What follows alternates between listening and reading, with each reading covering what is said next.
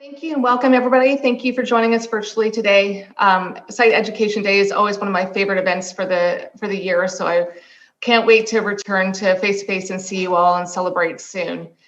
Today I have the pleasure of moderating a discussion with Chantal and Dawn on the comeback journey. Our beloved industry and the incentive travel industry and the events industry as a whole has been deeply impacted by the pandemic, with no significant level of incentive travel taking place globally in 2020.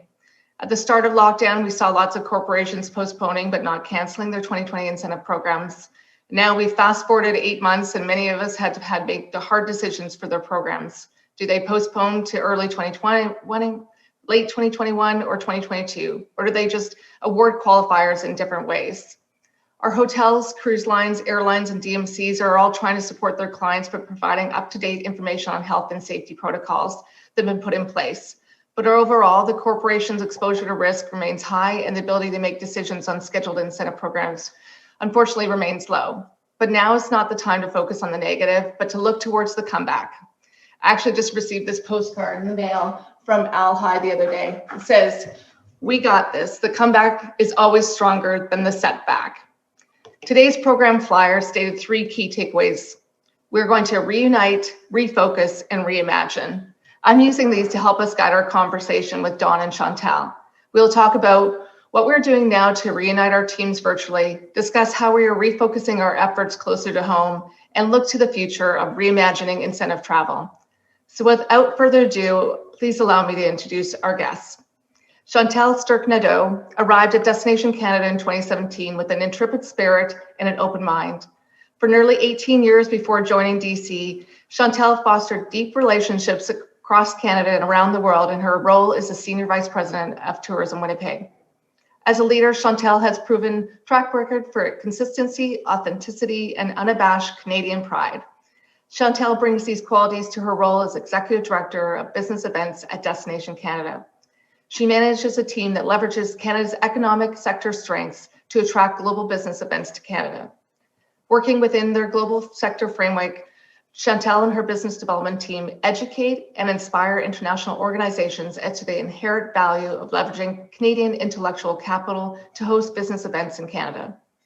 By promoting Canada's sector strengths, value, and stories of innovation, Chantal and her team support destination marketing and industry partners, communities, and Canada's economic resilience by encouraging the world to meet in Canada.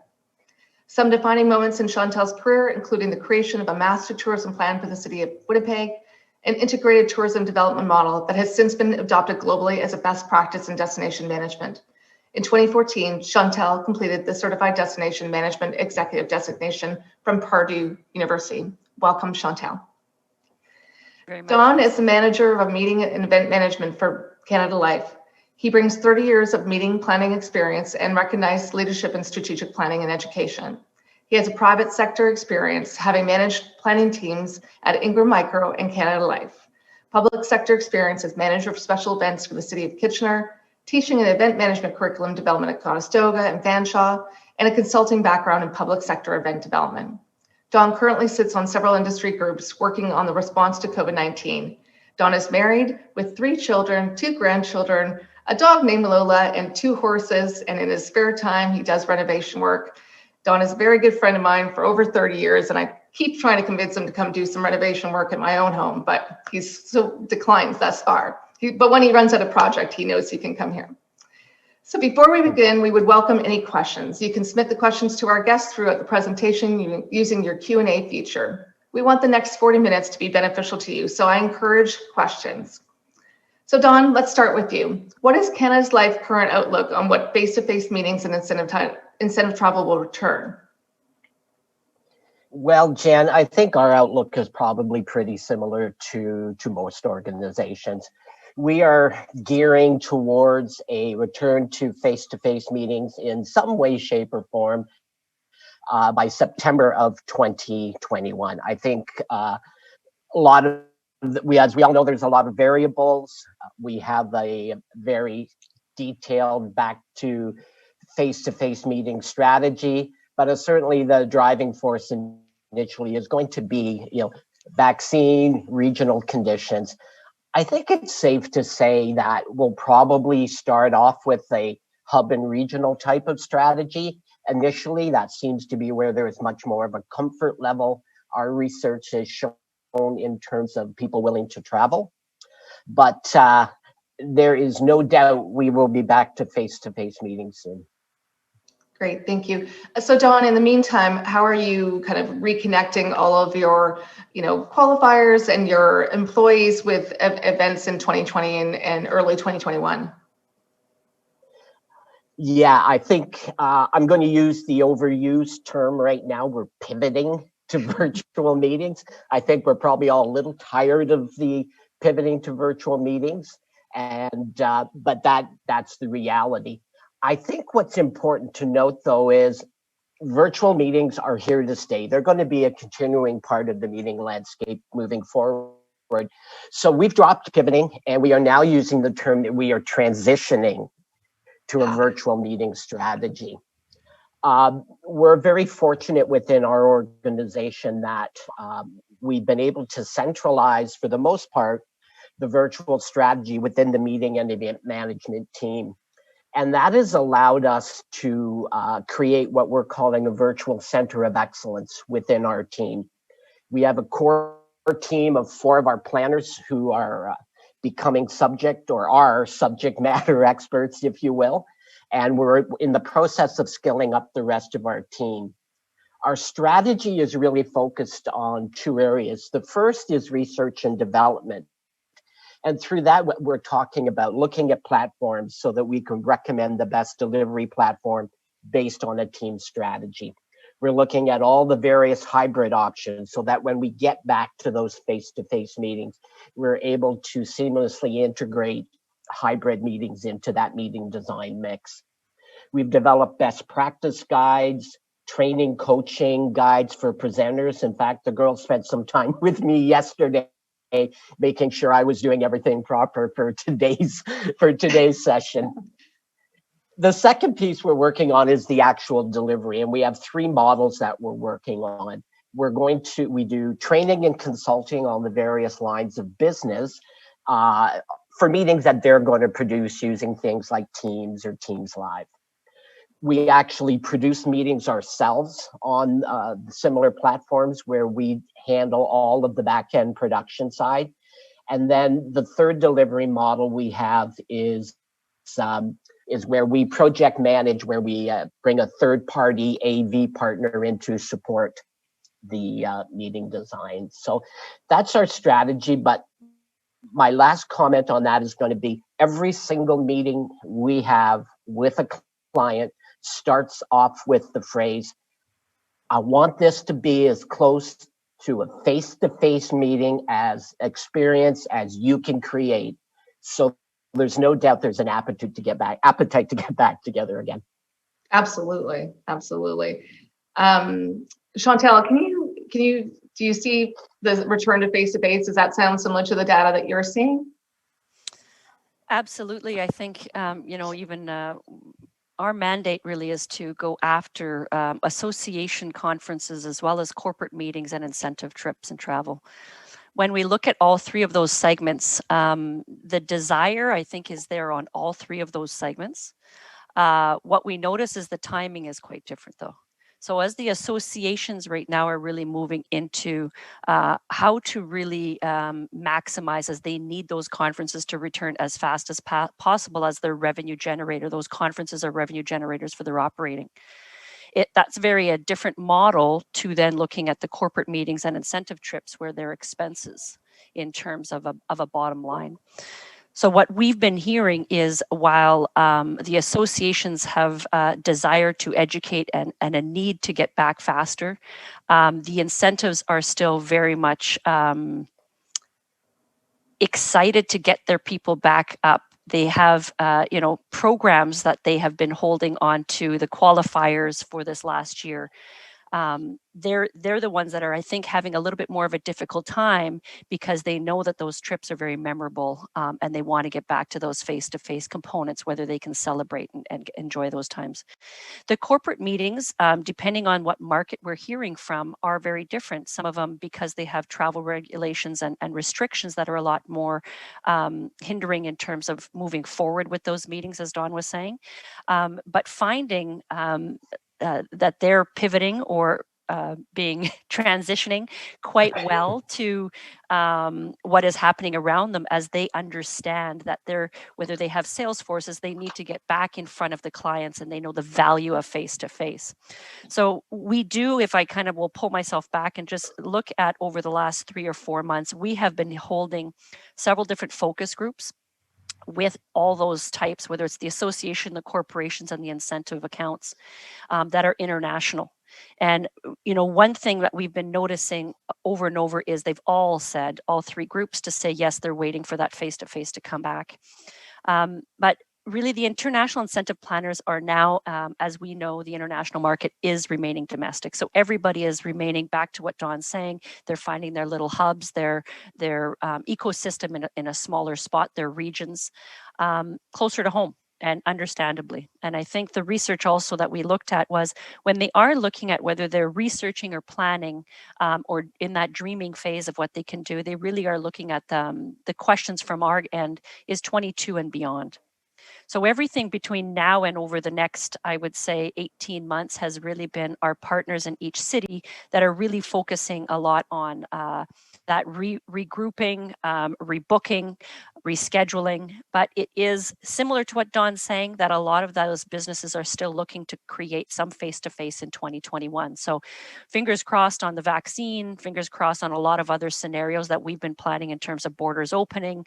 But it really has, we've noticed over the last 2 months, a lot of US clients really coming to have more interest, reaching out to more of ourselves as well as our partners, which is a positive sign. We've also noticed, and I know that I don't mean to go too long, but our clients are thinking differently. We had one US client recently that was talking about splitting their incentive programs into 2 groups, and a program for Victoria for 130 was really split into 2 different groups in 2 different times. So a lot of those are organizations and corporations are thinking and pivoting and transitioning their plans to make it work because they understand that face-to-face. And one thing I'll just leave you with is that, of the research that we've read and that we've been focusing ourselves within our own research, is that the most recent thing that we notice as a major shift for kind of our ecosystem on the incentive side is the DMCs, when asked, what seems to be important on booking and planning something in the future months, has really been the DMCs. The value of the DMCs out of a 1 to 5 hit a 3.9. And each of those clients were stipulating that the programs will take place only in destinations where there's a very reputable DMC, as they will feel that they can guarantee safety protocols with the suppliers in market, and the importance of them to become a heck of a lot more important and more business to come, essential in that planning process. So that's an area where I think we have in Canada some amazing DMCs across the coast to coast, and really make sure that we can rely on the input that and the expertise that they have. Absolutely. Gone are the days of the crisis management plan being, more rain delays and medical and road closures and things like that. Now we're really relying on them to have health safety protocols in place as well, and to help guide us in the destination from that perspective. I would concur with what you guys have said too. Our clients have really moved all their 2021 programs that were outbound back to Canada, or they've shifted them to 2022. But we've had some that, on our intuitive side, we've moved a lot of people for recognition into like virtual concerts and gifting and gift cards, etc. So people are definitely transitioning. So Chantal, maybe just to share with people briefly too about, the Destination Canada's mandate was really bringing inbound travel into Canada. How over the summer are you helping our destination DMOs in Canada be more successful? I know you've had some great funding for them. Yes, so we have done, we provided rate, I think, prior to summer in June. We shifted our $90 million budget to 30 million into Canada to help our provinces and our DMOs to support any type of marketing capabilities and notice and advocacy for them to really market their own destinations in their own backyards. That was one of the major shifts, and they, most of them called it saving their summers in some shape or form from a leisure perspective. One of the things we've also done is, as we know from the business events mandate also, is that we've always been doing the same thing, marketing ourselves on the outside of Canada to our target markets. One of the areas where we're shifting as well within our own support is, I'm not sure if everyone's familiar, but what we do is we go after, when I talked about those meetings or conventions, they're in economic sectors that are aligned with our Government of Canada's economic sectors. What I mean by that is, whether you're in life sciences, you're in agribusiness, natural resources, advanced manufacturing, we align ourselves with 7 of those priority economic sectors of the government. What we're doing is we're really looking at which of those sectors have been resilient. And what I mean by that is which ones are doing really well. And as Dawn mentioned, the finance and insurance is actually one of the 3 top economic sectors that are doing extremely well over COVID globally around the world, which that has an impact then how do we continue to attract. But it also, if we took that lens and put it back into Canada, our finance and insurance companies are still doing very well in Canada. And how do we take that and then start to say how do we start to get them to do some marketing and regaining some confidence of people to take some smaller, more regional meetings that they can actually take advantage of. And also a big push that we're working with Debbie at Ignite to for a January campaign to really reignite and re-inspire our Canadian corporations to keep some of those external conferences that were happening or incentive trips that they were doing outbound to keep them inbound. And I think a lot of our Canadian corporations that have been bringing people across the world can now look internally into Canada once bubbles are open up and provincial restrictions open up. But when we're talking about 2021, we're then there to help with a marketing campaign to get people to regain that confidence of meeting, even if it's in small spots, to regain back their confidence in our own country. Great, thank you. And you also have a great resource on your website as well for suggested incentive travel programs that people may not have thought of in the past. So I encourage people to look at that as well. So as we shift from our current state to what the projection is for 21-23, I will start with sharing some preliminary data from the 2020 Incentive Travel Index. It's a joint survey powered by Oxford Economics and CITE in partnership with FICP and IRF. So this year's index was our largest ever. I guess people have more time on their hands with 2,861 submissions, all looking at 5 different pathways: corporate, agency, DMC, supplier, and DMO. With an exceptional turnout in the buyer category at 46%, and that's split between 11% corporate and 35% agency. And we in Canada had an even larger turnout at 58% buyers with 23% in the corporate sector. So bravo for all the Canadians that helped us with that survey. Overall, despite our proximity to the US market, our survey results are definitely marching to a different beat.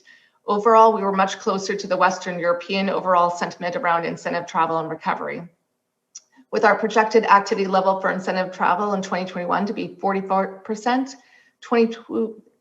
for 2022, 76%, and 2023, 91%. And that's in comparison to what we had at our peak in 2019 levels. But just as a comparison, and will be good news for the inbound market, as Chantal said, when the border reopens, US expects 2021 to be at 63%. I don't know what they're smoking, but it is legal now, followed by 92% in 2022 and 116% in 2023. So very optimistic comparatively to the rest of the world. Well, the rest of this, the news might seem still a little scary. The positives that this is not because of a lack of desire to travel, and Dawn touched upon that, or not an understanding of the power of travel as a motivational tool. It's because the ability to travel safely is uncertain. So when we can secure this again, and the pent-up desire to travel and the power of travel as a reward and motivational tool will increase, and there is a boom predicted. So we'll touch more on ITI later, but let me ask Chantal, you had mentioned on our initial call that Destination Canada has been conducting some resident sentiment surveys. Can you share some of those insights as well? Yeah, sure. And just right before I talk about the resident, you kind of made a comment there about the survey that I also just wanted to leave you with from an external perspective. When the results of the preliminary survey did come out, two things I wanted to just make note of Canada in terms of its perception as a safe and alluring destination. What they did is they did of that survey, they asked the buyers in North America and another one buyers in Western Europe of what their perception of Canada in terms of using it as an incentive destination in the future. And the buyers in North America, US, of course, 39% of that's because they're wanting to keep things local, and that's due to the US audience being within. But number two was Canada. And that we went from 5 to 2, and they've absolutely pushed Canada at the top of their list. So instead of going externally across the Atlantic, they're looking at Canada as being their second, so that their first outside market. And when we looked at the results coming from Western Europe, we had Western Europe, of course, staying domestically at 40%, the Gulf states being number 2, but Canada being number 3. And where that became a huge plus for Canada is that unfortunately, the negative shift went minus 40% for the US. So as Western Europeans, if they're going to take a trip, they'll go to the Gulf states, and then they'll go to Canada. So those are two really positive things that we're talking about from the external. The component that I just want to raise, and I don't mean to talk so much, I apologize, I can probably talk all day about all this stuff, but from the resident survey, now when we take all that sentiments that are happening outside of Canada about Canada, and then we start looking at a resident center, if you go to our Destination Canada .com website under research, there's a wealth of information there in terms of different impacts of COVID, as well as what that means in terms of if we bring tourism back and borders open, do our Canadians want tourism to come back? And I'll just leave you with the point that as much as we want face-to-face meetings to come back, as much as we're wanting our economy to get rebooted and bring tourism back to have our jobs and our expertise come to light, there is a very differing state that's going on in terms of asking citizens and residents that are not in the tourism industry whether they're wanting tourists to come back. And it goes everywhere from, 5% saying no to top maybe 50 or 60% saying yes. So we have to really, we're constantly waving in terms of what we're marketing, who we're marketing to, and what the message is. So it's not perhaps in that stage of book now, but it might be a continued dreaming and when the time is right. Those things are very important, and our Canadian citizens are at the utmost respect of understanding that health comes before, and that makes it a little bit more precarious when you're in the position of marketing to international tourism. So just, if you're interested to see when you're looking at the bubbles, we've got different provincial restrictions still going on side. There's a great map that actually has all the allocations of what those sentiments are, as well as where you can travel once that time is right for you. Great, thank you, Chantal. And I'm going to touch on some of those ITI results as well. That was back at IMEX, I think October 16th. So we've had quite a few other respondents since then. So I've got some up to date, but it still remains positive, as Chantal said.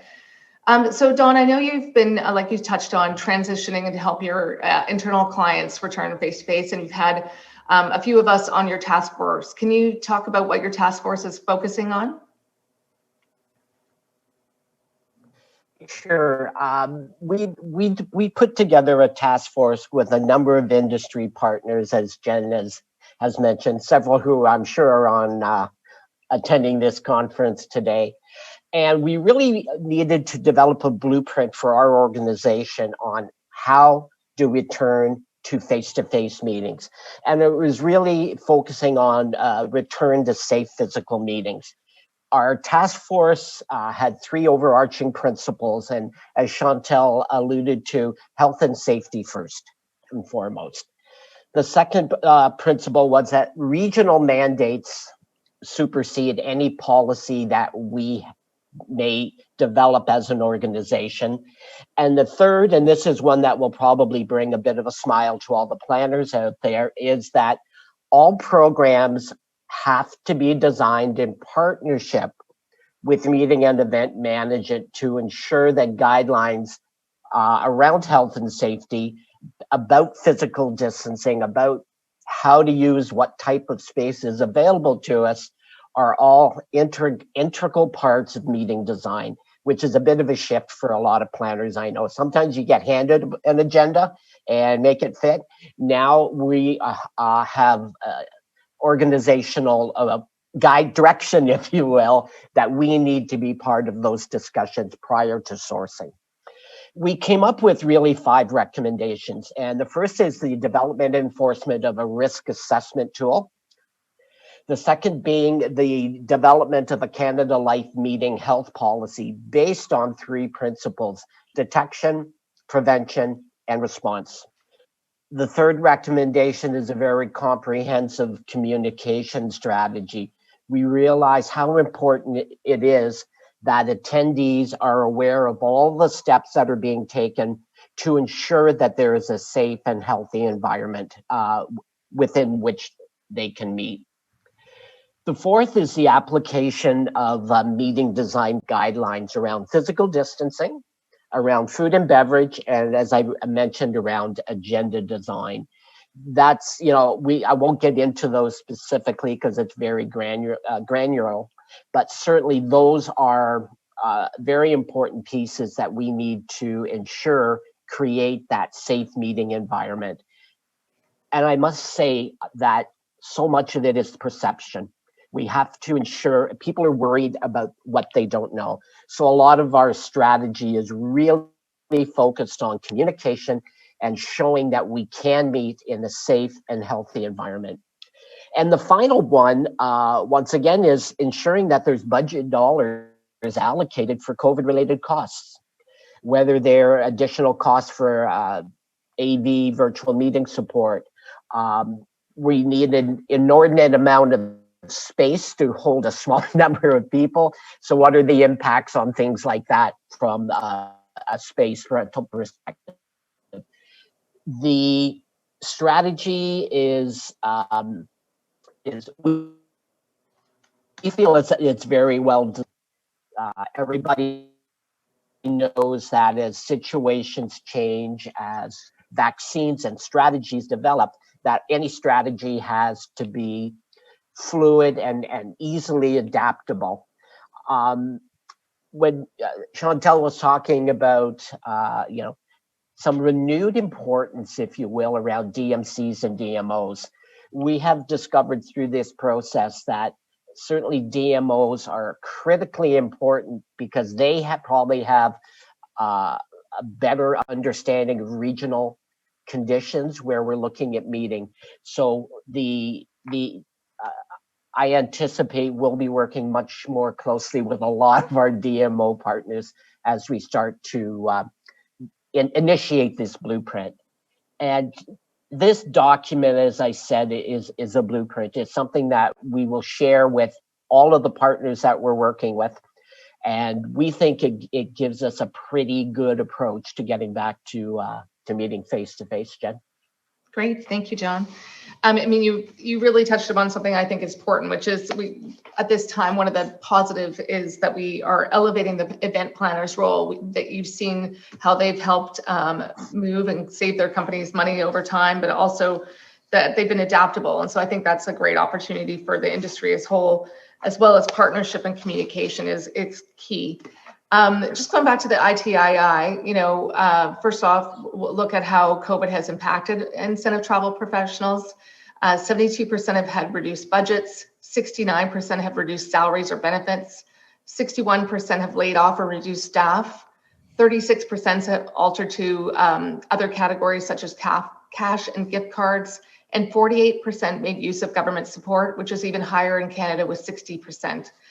But the positives, 46% are focusing on learning and development, 43% are looking at other revenue streams, and 30% have better work-life balance. I've got to learn from that 30%. and 60% are learning new skills to adapt to virtual hybrid events.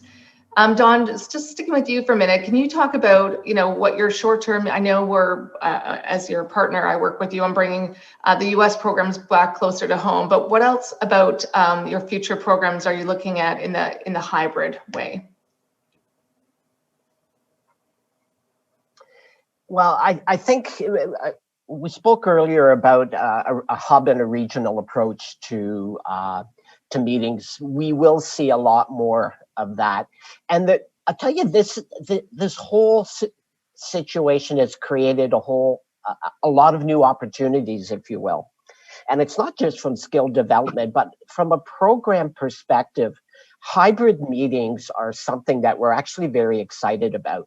One of the aspects of hybrid meetings is we have the opportunity to extend now the life cycle of a meeting, as opposed to coming in for 2 or 3 days, delivering content and education, and then moving on.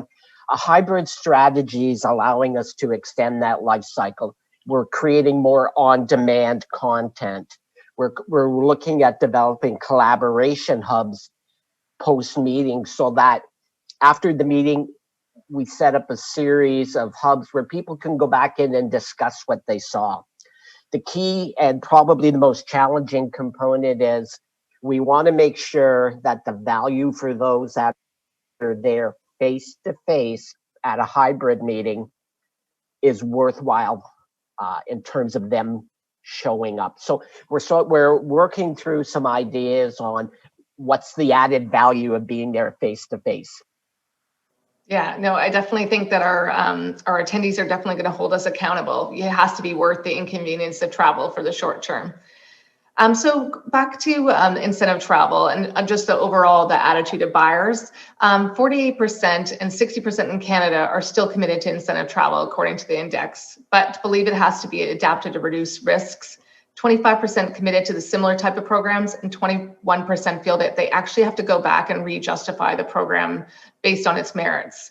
But the positive news is, like Chantal said, 70% felt that they would use Canada more, and that's from the Canadian buyer's perspective. For our US suppliers, not as positive, with 65% using US less.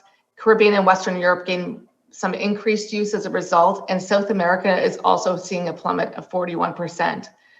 Like she said, it's really seen as how the perception of a country is handling the pandemic is going to affect their inbound incentive travel programs for the short term. So while the appetite for long-haul destinations still exists, until there's a vaccine or treatment, corporations must protect their biggest asset, which is people. So this decision is further strengthened by the uncertainty of government restrictions to travel and quarantine measures that might take place afterwards. So Chantal, we've talked about both Western European and Latin American buyers looking at increased use of Canada, moving it to the top of their list. How is Destination Canada supporting our country being top of mind for those future inbound groups? So we are continuing, and we have continued since the summertime, our international marketing. So as from a leisure perspective, marketing was on pause. Our business events, stories about Canadian destinations, about the experiences, keeping Canada top of mind within our very strong marketing campaigns resumed, I think it was by the end of August, in all of our target markets. What we're also doing is looking and developing and working right now on a domestic way of helping and support. So as we talked about, we had developed this year the Canadian Signature Incentive Experiences. I think we launched that at the January Site Global in Vancouver. But just to remind everyone about those experiences in January, perhaps that went a little bit, over the head of a lot of the Canadians that were taking their incentives externally. But now really is that time to revisit all of the very, known places that we know in Canada that are great for incentives, but also what are those nooks and crannies? Where's those off the beaten path experiences that could allow your corporation to follow those safety and healthy rules, but at the same time take in something that is truly purely Canadian, that I would say that many of perhaps your qualifiers didn't get in the past. So our business development as well as our marketing is continuing internationally right now and going into next year to make sure that we're also sustaining while our partners Canadian are looking at the rate now, that there's also bookings that are happening for Canada that we can ensure businesses coming for the recovery stages for next year and on. Perfect. Thank you. Thank you for all your support for our destinations. It's well needed. So in conclusion, COVID-19 will definitely leave a mark on our incentive travel industry, but some of the more immediate impacts will be temporary, involving minor inconveniences like temperature checks and rapid COVID tests. We may also face a challenge that the cost of global travel, like Dawn said, may increase. Airlines have been hit hard and closures may impact pricing, along with additional costs borne through additional health and safety precautions. However, this may work in favor of the incentive travel industry with higher costs of travel. Employees may value incentive travel higher than they did before. On the positive front, our research says that 85% of buyers remain committed to the value of incentive travel as a reward and recognition tool, with some actually that I've spoken to sharing that they're going to increase the amount of incentive programs in future years to thank those that worked hard during these uncertain times. And this aligns with the 2019 ITII survey that saw an increase in incentive programs outside the sales arena and open to others in the organization. During this crisis, our event industry has had light shone upon it. Governments globally are realizing the economic impact that our industry has and the trickle-down effect on so many industries. Our industries and our site members have been so resilient, and we have adapted for the short term, helping our communities stay safe and reuniting with our employees and partners through virtual. We are refocusing on how to adapt our programs to return to face-to-face, and we are reimagining our future with the growth of incentive travel marketplace in Canada. Someone said to me, don't forget all the learnings from this year. Let's take all of that and help support the comeback together. Thank you, Dawn. Thank you, Chantel, and the committee for inviting us. Please keep positive. Thanks once again for Iconic Wineries of BC for sponsoring our panel. And now I'd like to introduce a short video. Please roll the video.